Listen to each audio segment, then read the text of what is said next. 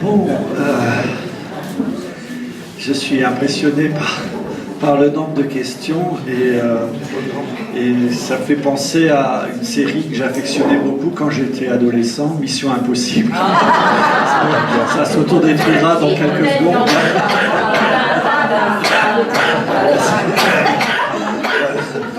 Donc, bon, je ne sais pas si je vais réussir à répondre à tous, mais j'ai essayé de faire un petit classement et pour essayer d'en dire quand même quelque chose. Il y a une question qui revient plusieurs fois sous différentes formes, c'est un peu des questions liées aux représentations que nous avons des jeunes. De manière générale, est-ce qu'il s'agit que de représentations? Est-ce que c'est la réalité? Comment déconstruire aussi les représentations? Alors, je le cite souvent, mais vous l'avez peut-être déjà vu, il y a un chercheur montpelliérain qui s'appelle Joseph Roussel, que les travailleurs sociaux connaissent bien, qui s'était amusé il y a quelques années déjà, lorsqu'il était formateur à l'IRTS de Montpellier, avec des étudiants, à essayer de faire un petit travail historique, c'est-à-dire retrouver toutes les phrases écrites que des vieux avaient pu écrire sur des jeunes. Bon, ça a beaucoup circulé, Le Monde en 70, ou ça avait fait un petit truc aussi, donc on les retrouve sur Internet facilement. La plus connue qui circule le plus, c'est celle de Socrate, enfin qu'on prête à Socrate, parce que c'est pas sûr. Mais c'est assez extraordinaire de voir dans toutes ces phrases dites par des vieux sur des jeunes, que ce sont toujours des appréciations extrêmement négatives de la jeunesse, et une nostalgie de leur propre jeunesse. Et de mémoire, comme ça, je me souviens qu'il y en avait une qui disait « Cette jeunesse est pourrie depuis le fond du cœur, cette jeunesse ne sera jamais comme la jeunesse d'autrefois, la fin du monde ne peut être loin ». Et c'était une inscription qui avait été découverte dans les ruines de Babylone et datée au carbone 14 de plus de 3000 ans avant Jésus-Christ. Donc bon, on a encore un peu de marge. Hein, voilà. Alors, sur la question des représentations, je pensais vous proposer une petite anecdote. Vous avez peut-être remarqué que j'aime beaucoup les anecdotes, mais pour moi, c'est des vignettes cliniques. Voilà. Anne rappelait le bonheur que nous avions eu de travailler ensemble à l'UIFM, qui ne s'appelle plus l'UIFM d'ailleurs, qui s'appelle l'ESP maintenant. Je participais un petit peu à un master à destination des CPE, les conseillers principaux d'éducation. Et il y a 2 ans de cela, 2 étudiants, Guillaume et Elsa, viennent me voir à la fin de mon cours en me disant « Écoutez, on aurait un petit truc à vous demander.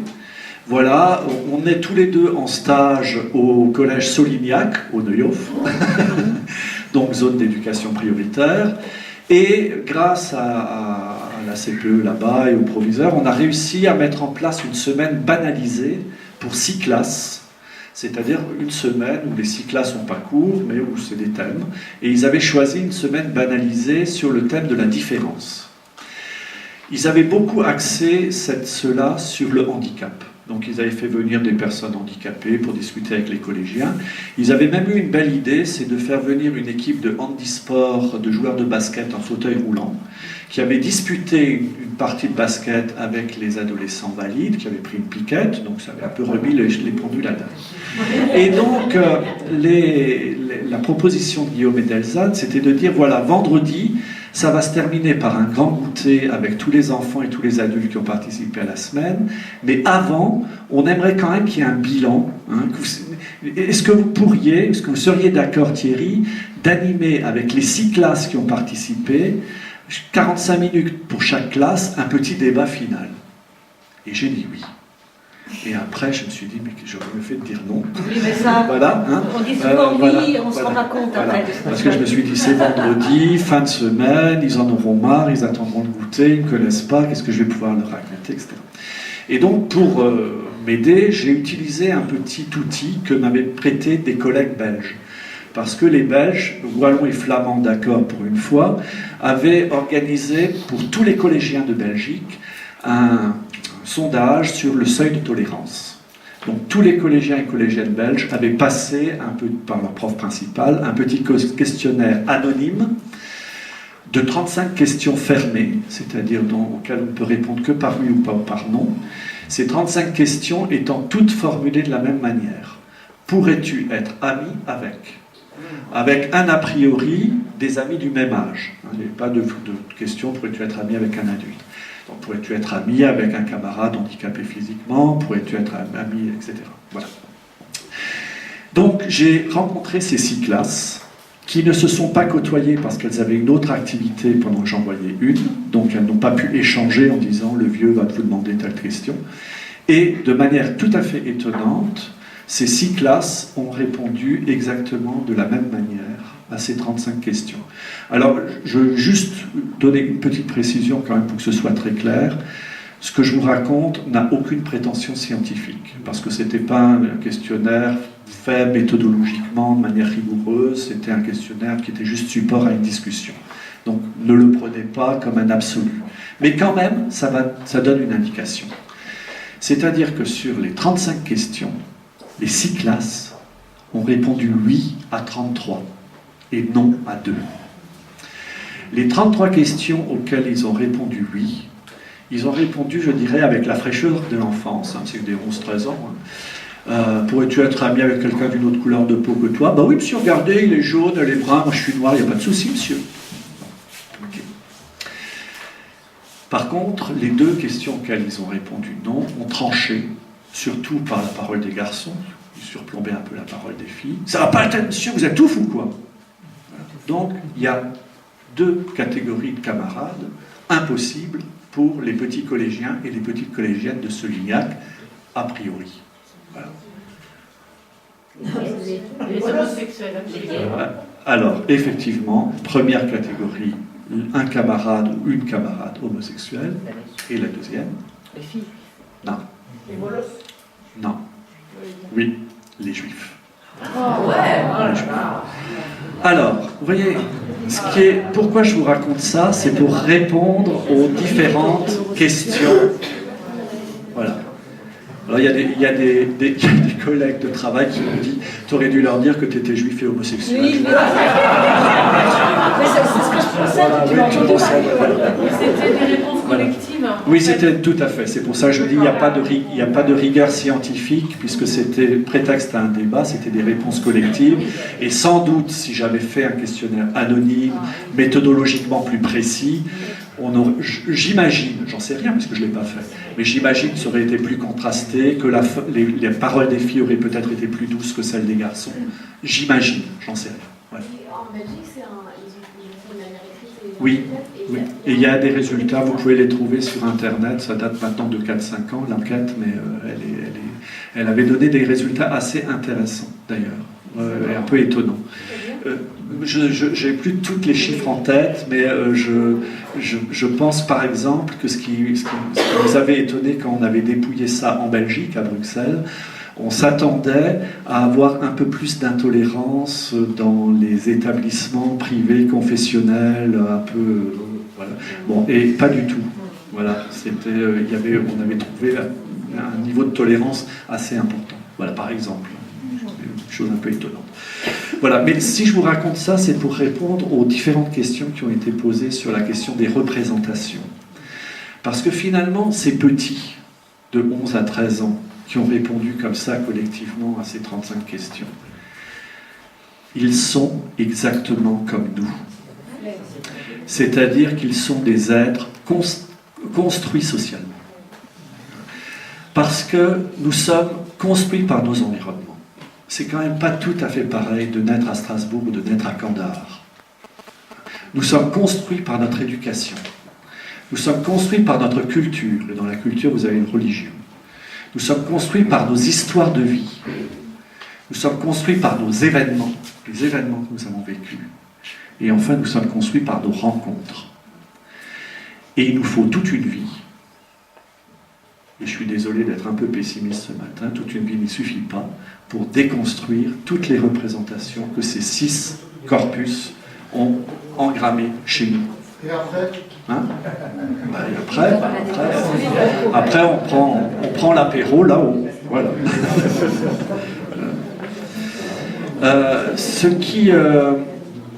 toujours sur la question des représentations, je prends comme ça un peu les questions au fur et à mesure qu'elles arrivent.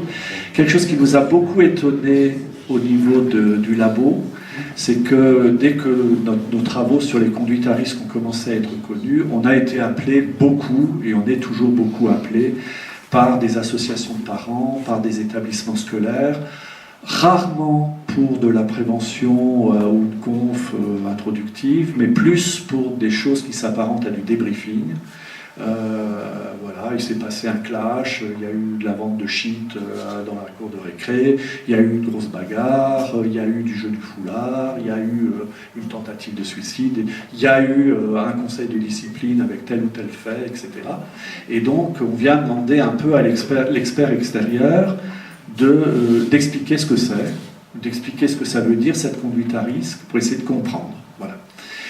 Ce qui me fascine, et ce qui me fascine encore aujourd'hui, c'est que avec les adultes, en éducateurs au sens large, c'est-à-dire des éducateurs naturels que sont les parents, aux éducateurs professionnels que sont les enseignants, les travailleurs sociaux, il y a une profonde amnésie sur tout ce qui touche deux sujets.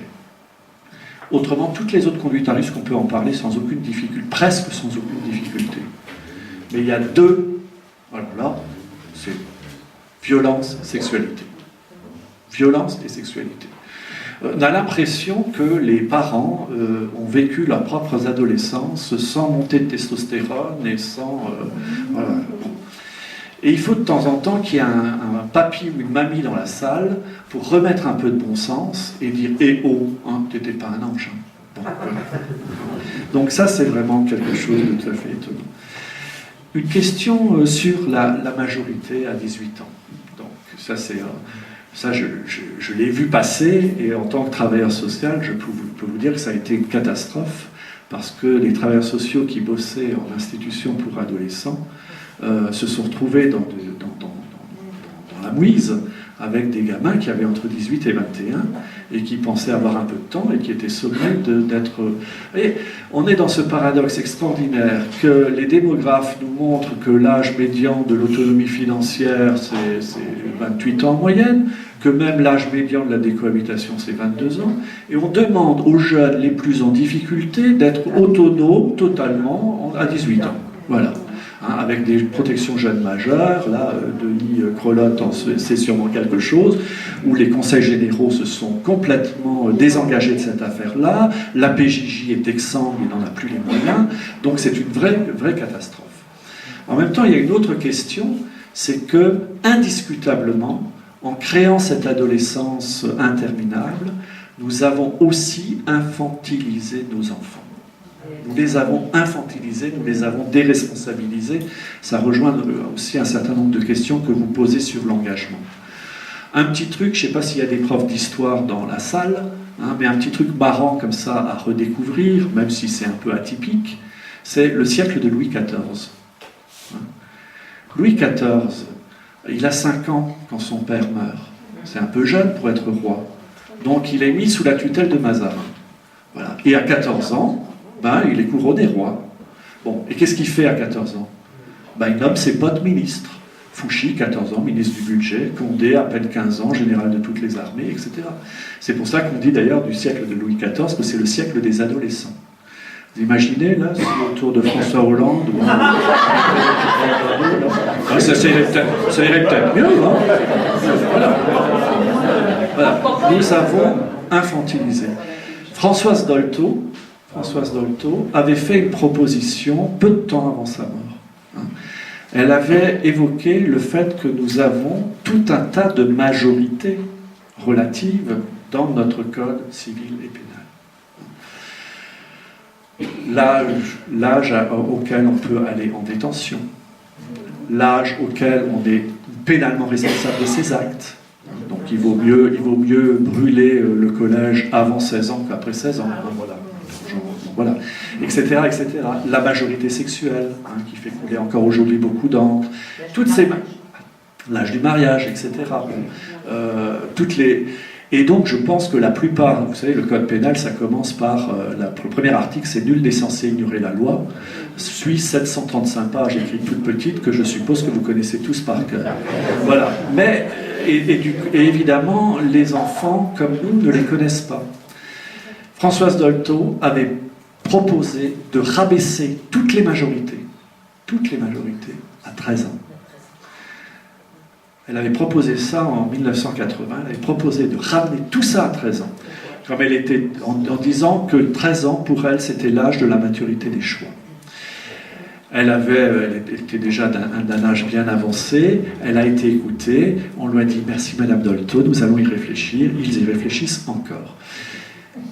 En 2003, il y a eu un rapport très important au Sénat qui était présenté par un sénateur haut-rhinois qui est décédé depuis, Jean-Louis Laurin.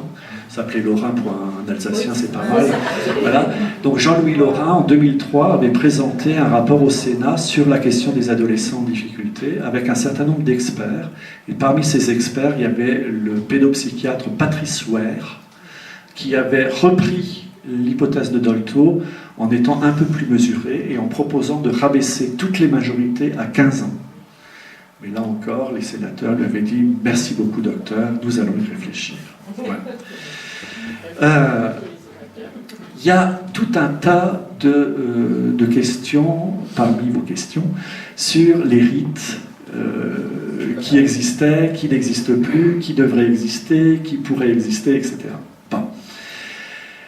Les rites de passage, vous savez, il y a une question qui intéressera sûrement le MAN, qui est une question qui intéresse l'anthropologie depuis la nuit des temps, c'est est-ce qu'il y aurait des invariants sociaux à notre humanité? C'est-à-dire, est-ce qu'il y aurait quelque chose de manière totalement absolue et indiscutable qui ferait notre humanité et qui distinguerait les sociétés humaines des sociétés animales? Voilà. Les ruches, les termitières sont très industrieuses, donc voilà, il y a des sociétés comme ça, animales un peu organisées. Mais est-ce qu'il y aurait des choses? Et c'est vrai que l'anthropologie est en grande ébullition, parce que pratiquement tous les invariants qu'on pensait être des invariants à notre humanité sont tombés les uns après les autres.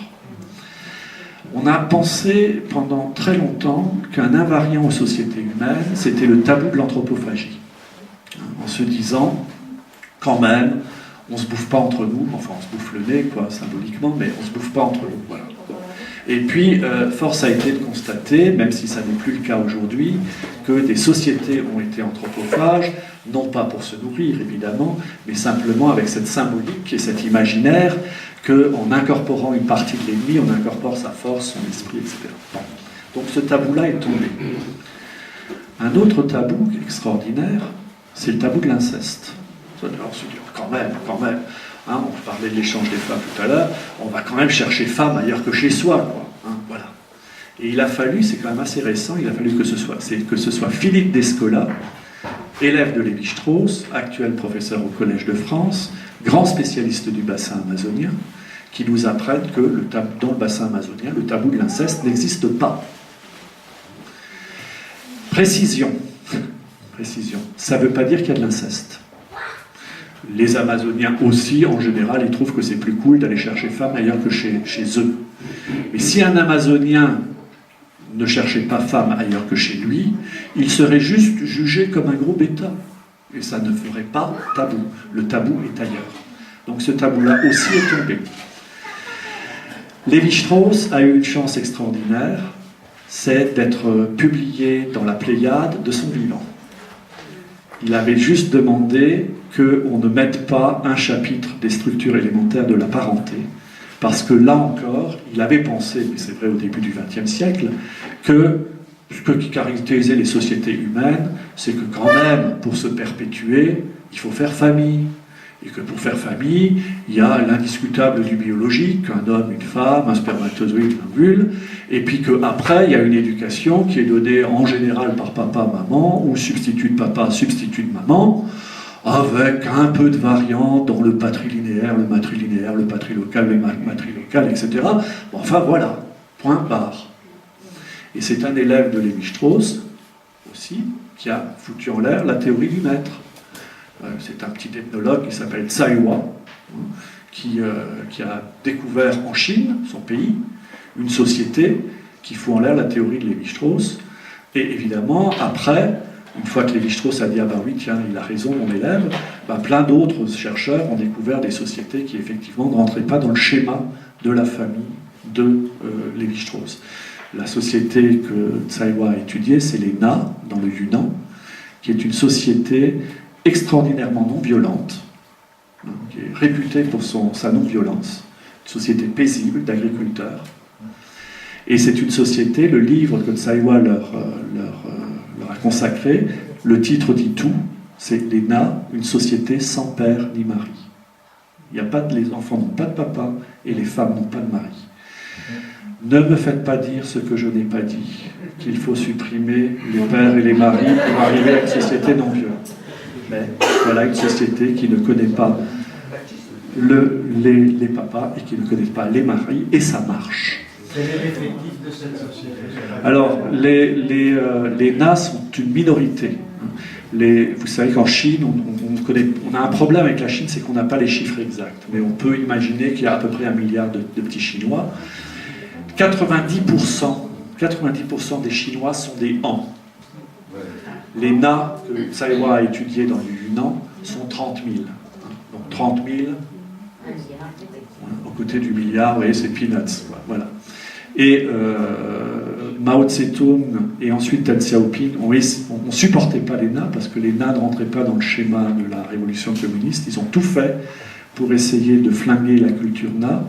Ils n'ont pas réussi, ni l'un ni l'autre. Ils ont essayé d'imposer le mariage, ils ont essayé d'imposer la régulation des naissances. Ça n'a pas fonctionné. Et aujourd'hui, malheureusement, la culture Na est flinguée. Et les Na vont très très mal, mais ce n'est pas grâce à Mao ni à Deng Xiaoping, c'est à cause des deux plaies les plus terribles. Je ne devrais même pas vous le dire d'ailleurs, parce que c'est les deux trucs, non, c'est même pas ça, les deux trucs les plus efficaces pour tuer une culture. Le tourisme, et précisément dans le cas des Na, le tourisme sexuel. Et la deuxième, encore pire que le tourisme sexuel si c'est possible, ça commence par E, E accent aigu. L'école, exactement. Parce qu'ils ont importé l'école des Han chez les Na, et c'est foutu. Voilà. L'école, ça peut être la pire et la meilleure des choses. Voilà. Donc, alors sur les rites, donc, il y a évidemment, nous avions, si j'ai évoqué ces invariants qui sont tombés, c'est peut-être un des derniers invariants sur lequel on s'accorde anthropologiquement, c'est les rites de passage, c'est-à-dire que les hommes se sont rendus compte assez tôt que pour affronter les épreuves de la vie, que ces épreuves soient collectives ou individuelles, on était plus fort ensemble. C'est un ethnologue français, Edmond van Gennep, en 1909, qui a conceptualisé ça en appelant ça les rites de passage. Les rites de passage, il y en a des tonnes. On peut faire un catalogue 3 suisse de tous les rites de passage, mais il y en a 4 qui sont plus fondamentales que les autres. C'est les rites d'enfantement, les rites de puberté sociale qui permettent de passer du monde des enfants au monde des adultes, les rites d'alliance, mariage, et les rites de funérailles. Et on peut dire d'une certaine manière que ce qui caractérise la modernité, c'est l'effritement des rites. C'est-à-dire que si on regarde cette 4 séries de rites, déjà on peut se rendre compte que la puberté sociale a disparu puisqu'on a remplacé ça par l'adolescence, et puis que les 3 autres, si on les résume prosaïquement en naissance, mariage et mort, ils ont un sacré coup dans l'aile. Pour une raison très simple, qui distingue d'ailleurs les sociétés traditionnelles des sociétés modernes, c'est que dans une société traditionnelle, l'individu, c'est peanuts. L'individu s'efface devant le collectif. Dans tous ces rites de passage, toute la tribu est là, parce que c'est important d'abord pour la tribu. Si ça fait un peu de bien à l'individu, tant mieux, mais l'individu, il s'efface devant le collectif. Chez nous, c'est exactement l'inverse. C'est le collectif s'efface devant l'individu. Si quelqu'un vient vous voir, il faut que tu baptises ton gamin, il faut que tu te maries, tu vis dans le péché, hein, on l'envoie balader en disant je fais ce que je veux. Voilà. En même temps, c'est pas aussi simple que ça, parce que je pense à Maurice Godelier, qui est un de nos grands anciens, là maintenant que Lévi-Strauss est parti au paradis des anthropologues. Le suivant en âge, c'est Godelier. Et Godelier, un jour, s'est énervé parce qu'il y avait un journaliste qui disait « Ouais, c'est parce qu'on est dans des sociétés de plus en plus individualistes que tout va mal. » Et Godelier s'est énervé en disant « Non, nous ne sommes pas dans des sociétés de plus en plus individualistes. Nous sommes dans des sociétés qui isolent de plus en plus l'individu. C'est pas tout à fait la même chose. » Et le grand drame, auquel vont être confrontés les éducateurs, les travailleurs sociaux, c'est l'isolement. C'est les solitudes des plus précaires, des vieux, des pauvres, des handicapés, etc. Après, nous avons tous besoin de rites. Il faut se méfier, je disais en aparté à la pause, il y a quelque chose de... Je suis un passionné des rites. Là, vous pouvez, si vous êtes... Il faut appuyer sur le bouton pour dire stop, hein, parce que sinon, je parle 3 jours et 3 nuits des rites. Hein. Oui, bon. Joker. Mais je suis allé une fois au foot avec un de mes filles, voir Strasbourg, Racing, Paris Saint-Germain. My God. Bon, enfin, oublions. Qu'est-ce que je disais? Oui, les rites, c'était le sujet de ma thèse. Les rites, c'est extrêmement important. Je dis souvent à mes étudiants que la définition la plus simple du rite, c'est y mettre les formes. Y mettre les formes. Quand vous voulez respecter quelqu'un, quand vous voulez accueillir quelqu'un, quand vous voulez le mettre à sa juste place, vous y mettez les formes. Si vous accueillez des amis très chers que vous n'avez pas vus depuis très longtemps, vous allez faire le ménage, sortir la jolie nappe, la vaisselle, faire vos plats fétiches, etc. Bon, y mettre les formes, vous ritualisez. Voilà. Donc, mais en même temps, les rites, il ne faut pas être angélique non plus. Les rites de passage dans les sociétés traditionnelles, il y en a qui sont d'une rare violence. Les plus grands propagateurs de rites, c'est les sectes. Les sectes, hélas, ont compris que les gens fragiles ont encore plus besoin que nous, les petits normopathes, de rites, donc ils leur en donnent. Ils leur en donnent à l'indigestion. Voilà. Donc, à nous peut-être d'essayer de réinventer des rites de passage qui nous correspondent, hein, voilà, bon, moi je pense avec, par exemple, un petit moment d'émotion, puisqu'on n'est pas loin des Vosges et que je suis d'origine vosgienne. Mon papa a fait un petit rite de passage vosgien à un moment donné. C'est-à-dire dans la tradition vosgienne, qui est une tradition de bûcheronnage, on considère que le garçon est devenu un grand quand il est capable de maîtriser le feu. C'est-à-dire de faire un feu, mais aussi de le maîtriser, de l'arrêter, de l'éteindre. Et donc il devient, dans le patois vosgien, ce qu'on appelle un firou.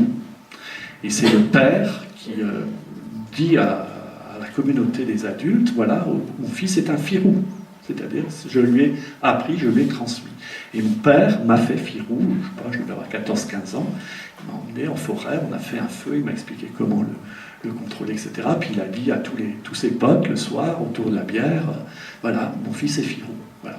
J'ai essayé de faire ça avec mon fils, ça l'a un peu gonflé. Voilà. Donc il faut trouver des choses qui doivent respecter. Voilà. Alors, on peut évidemment inventer des rites de passage pour des jeunes. Alors, la PJJ, à un moment donné, était très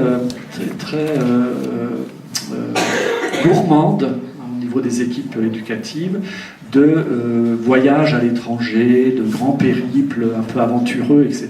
Donc, vraiment sur l'idée d'un rite de passage, de projet à connotation pédagogique. Et puis, malheureusement, comme souvent, il y a 2 ou 3 pervers qui en ont profité et qui ont fait la une de faits divers, à côté de tas d'autres expériences plus humbles, plus modestes, dont on ne parle pas, et qui étaient juste merveilleuses. Et du coup, la PJJ s'est rendue compte qu'elle n'avait pas les moyens de contrôler ce qui se passait en dehors du territoire français. Donc, du coup, elle a fait en 2005 une circulaire qui était juste sans doute nécessaire, mais qui est juste terrifiante. C'est-à-dire que quand vous la lisez, vous n'avez plus du tout envie de faire un projet, parce qu'il faut 5 kilos de paperasse administrative pour pouvoir donner toutes les garanties, etc. Mais il y avait de très beaux projets. J'ai longtemps participé à la formation des éducateurs de la PJJ qui étaient dans ce type de projet, et je les invitais à regarder de très près ce que disait Van Gennep des rites de passage. Alors, pour aller vite, Van Gennep s'était rendu compte que partout sur la planète Terre, pour les autres planètes on verra plus tard, les rites de passage se déroulent toujours en 3 temps. Je ne peux pas rentrer dans le détail, ce serait trop long, mais pour le dire de manière très simple, il y a un avant, il y a un pendant, il y a un après. C'est-à-dire, on pourrait dire, il y a une préparation à l'initiation, il y a l'initiation proprement dite et un après-initiation. Et j'invitais beaucoup les éducateurs à réfléchir à ça, parce que les projets ritualisés qui fonctionnaient, c'était les projets qui respectaient les temps. Si vous prenez un gamin et que vous l'emmenez tout de suite dans l'aventure, vous le traitez comme un colis en souffrance. Je veux dire, il ne va pas adhérer, il va faire exploser, là encore, le truc. Et si vous vivez une aventure très forte avec des jeunes, mais qu'une fois que l'aventure est vécue, ciao les petits gars, bye bye, et vous avez 6 mois après des gamins en pleine décompensation, parce qu'ils ont vécu quelque chose de très fort, mais après on les a lâchés. Donc il faut penser l'avant, le pendant, l'après, et là il peut y avoir des choses tout à fait étonnantes. Alors on me posait il y avait plein de questions sur Josiane. Voilà, je ne sais pas ce qu'est devenue Josiane, je ne l'ai pas revue, mais elle avait à peu près 25 ans en 1974, voilà, donc elle était, pour vous donner son âge. Alors elle inventait plein de choses en termes de rites de passage pour les trucs, mais elle en avait un qui était quand même assez étonnant. Alors je ne vais pas vous les raconter tous parce que là... Se plaint-elle des jeunes et regrette-t-elle son passé? Sûrement. Mais juste pour vous raconter un truc qui est quand même assez fascinant, parce qu'à l'époque j'avais pas lu Lévi-Strauss quand j'ai découvert ça, mais après je me suis dit quand même, punaise, elle est forte la Josiane. Un des trucs qu'elle demandait assez fréquemment aux petits gars qui voulaient entrer en bande, dans sa bande. Alors sa bande, c'était la bande de l'Araignée, donc ils avaient tous tatoué une petite araignée artisanalement sur le poignet. Mais pour entrer dans la bande, elle demandait aux gamins d'aller place Kléber, qui est le centre-ville de Strasbourg, et là où il y a actuellement l'Aubette, il y avait un passage dans lequel il y avait des photomatons. Et Josiane demandait aux petits garçons d'aller se photographier, non pas le visage, mais le sexe, et de ramener cette photo en prouvant, au sens propre comme au sens figuré, qu'ils en avaient et qu'ils pouvaient donc rentrer en bande. Vous savez, c'est assez extraordinaire de voir ça, parce qu'on se dit, je ne pense pas que Josiane avait rencontré Lévi-Strauss ou lu Lévi-Strauss, mais bon, quand même, dans les rites de puberté sociale, il y a une partie de... L'objectif est double.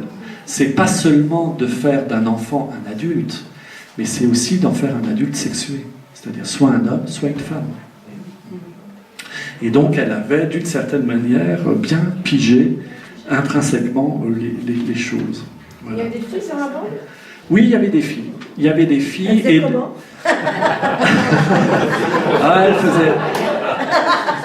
elles avaient le pouvoir. Elles avaient le pouvoir, et ça me permet de vous dire autre chose que j'aurais bien voulu développer aussi tout à l'heure. C'est que 1974, quand j'arrive dans ce club de prévention, je crois qu'il y a pas mal de gens qui sont de ma génération, ça vous parlera, on est dans l'après-mai 68, c'est la mode hippie, baba cool. Je me souviens d'un prof à l'école d'éducateurs spécialisés qui disait: ce qui est gênant, c'est quand on vous voit de dos, on ne sait pas si c'est des garçons ou si c'est des filles, parce que vous avez tous les cheveux longs, vous avez tous les mêmes pantalons froufrous, les mêmes chemises à fleurs, etc. Bon. Et c'était aussi les mini-jupes. Eh bien, au Neuhof, les filles, comme les filles du Neuhof, comme les filles du centre-ville, pouvaient avoir une mini-jupe sans que personne ne leur manque de respect. Sans que personne ne leur manque de respect. Aujourd'hui, vous imaginez, dans les quartiers populaires, et même au centre-ville, une fille qui se balade en mini-jupe. Voilà. Donc il y a véritablement quelque chose qui a évolué et qui s'est crispé au niveau du genre. Vous avez aussi des travaux remarquables, je pense notamment à une de mes anciennes étudiantes qui est devenue prof à l'université de Tunis, qui s'appelle Meriem Selami, qui vient d'écrire un livre que je vous conseille, qui est un livre magnifique, qui est le plus beau livre que j'ai lu cette année, qui s'appelle Fille voilée, du corps sacré au corps souillé.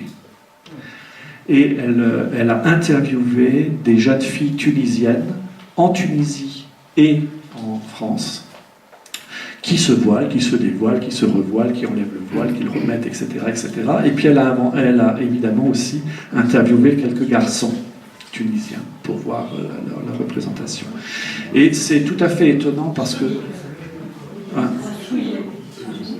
c'est au presque de l'université Laval. Ça se trouve assez facilement, c'est un livre qui a un beau succès de librairie. Meriem Selami, fille adolescente voilée du corps sacré au corps souillé. J'ai une question. Oui. On avait dit les questions qui sont sur la table. Oui, mais on les...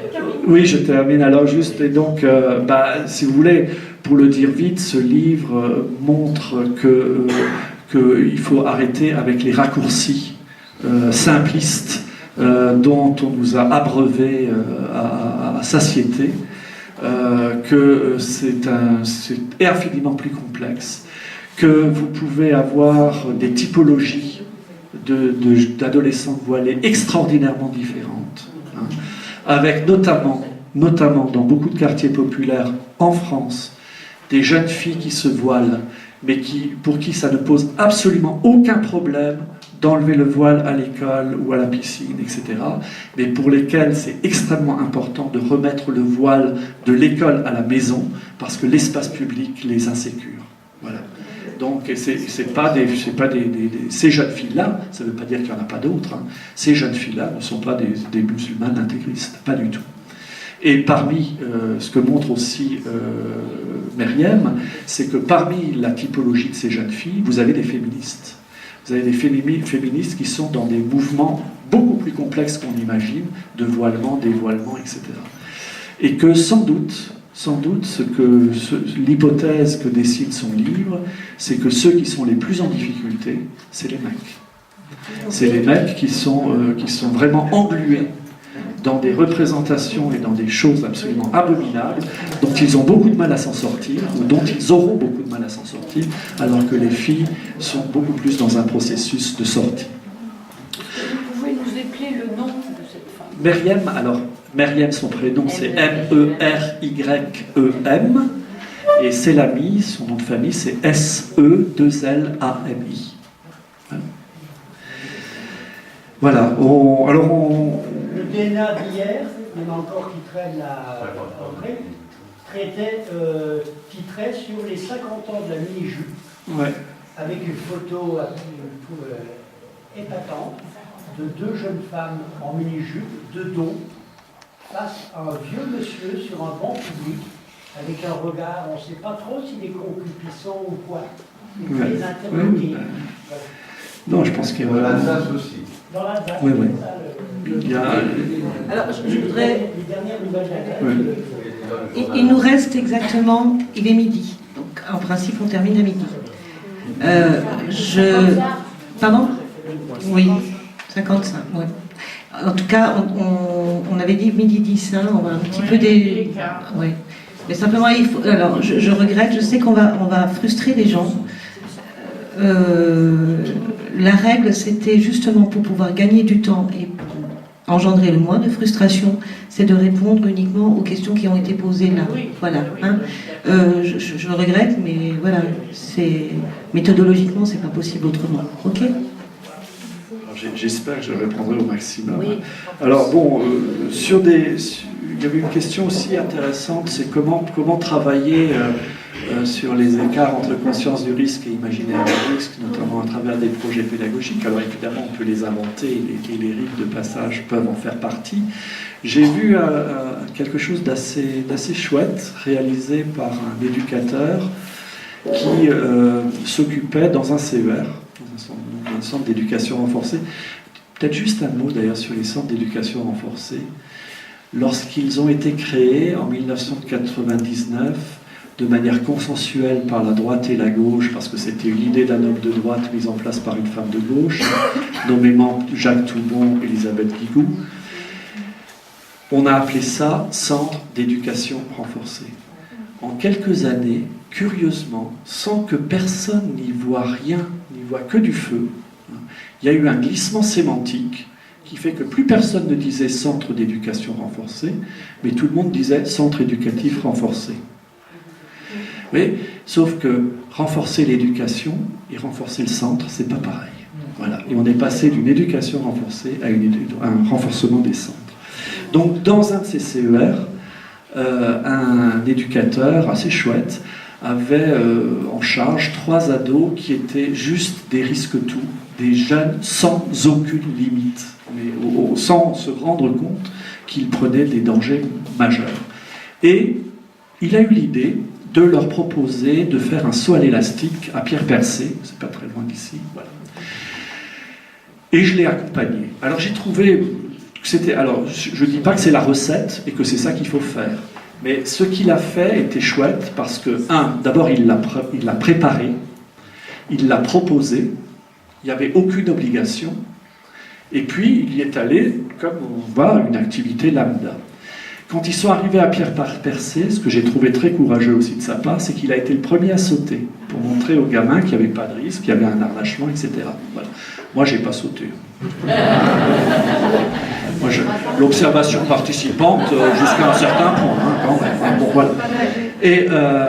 Et donc, après, c'était le tour des 3 jeunes.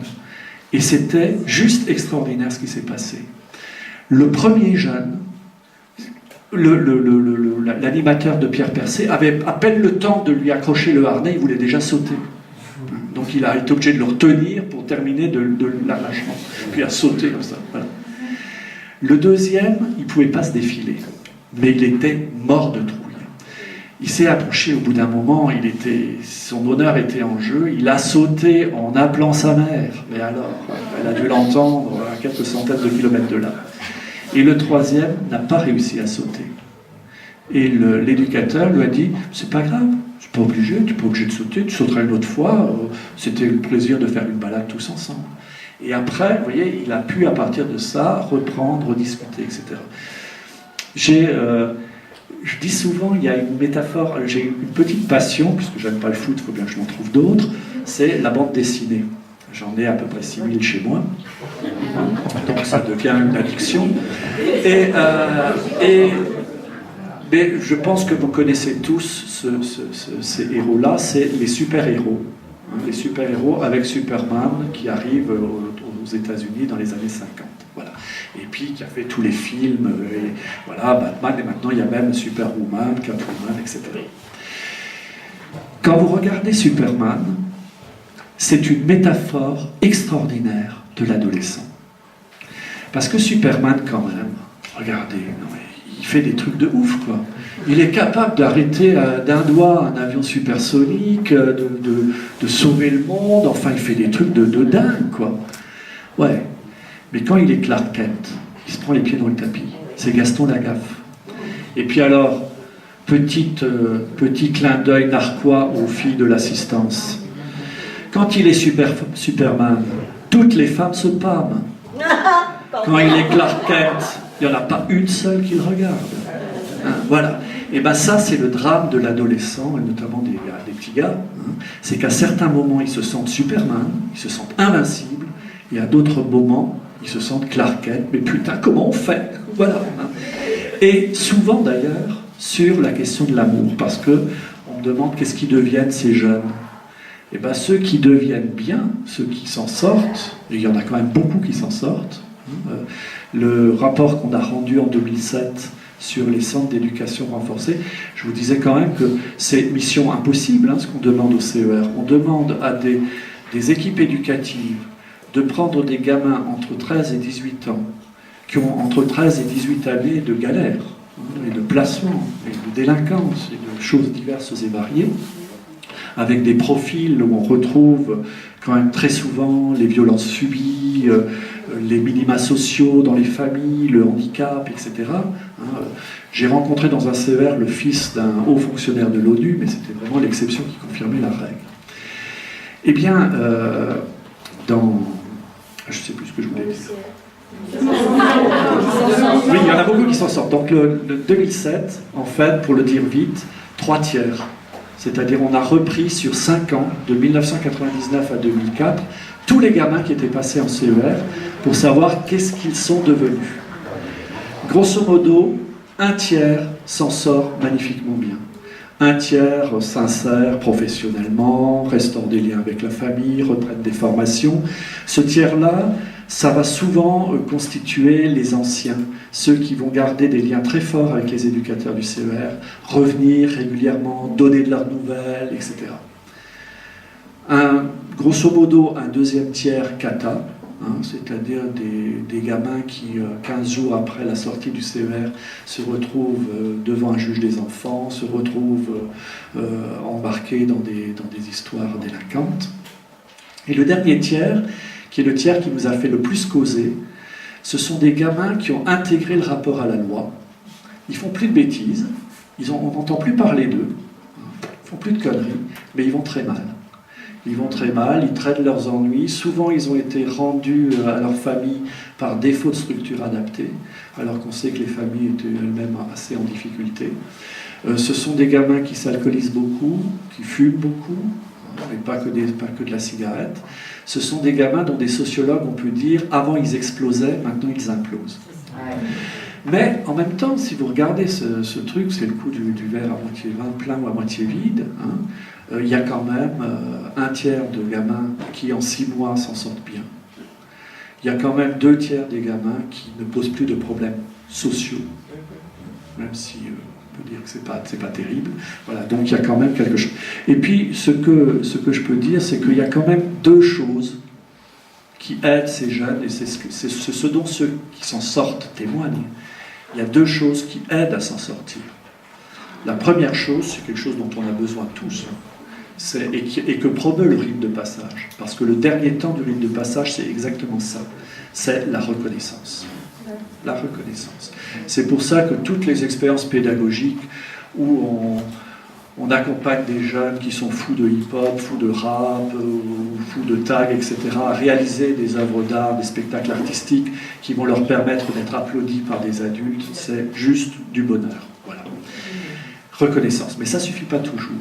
Et il y a autre chose qui est géniale, mais ça, désolé, on n'y peut rien. On ne peut rien y faire. C'est l'amour. C'est l'amour parce que moi, les jeunes que je rencontre et pour lesquels on n'aurait parfois pas parié un copec, ils sont tombés amoureux ou amoureuses, ou ils sont devenus papa ou maman, et tout d'un coup, il y a quelque chose qui arrête une spirale. J'ai quand même ce souvenir à la maison d'arrêt de l'Elzo, à Strasbourg, d'avoir un petit attachant, vraiment un grand attachant même, que je connaissais déjà depuis 2-3 ans, qui revenait, c'est-à-dire il n'était pas 15 jours dehors, puis il revenait à la prison, à la case prison, et qui était tombé amoureux lors d'une de ses sorties. Et il était très emmerdé parce que sa copine était dehors, donc susceptiblement séduite par d'autres, donc il fallait lui écrire, mais il était un peu illettré quand même, le gamin. Donc il m'avait pris comme écrivain public. Et je lui disais, mais moi j'écris ce que tu me dis d'écrire, je ne vais pas écrire à ta place, donc tu me dis ce que je dois écrire. Et alors je me mordais la lèvre pour pas rire. Mon sucre d'orge, mon étoile des neiges, mon bouton d'or, etc.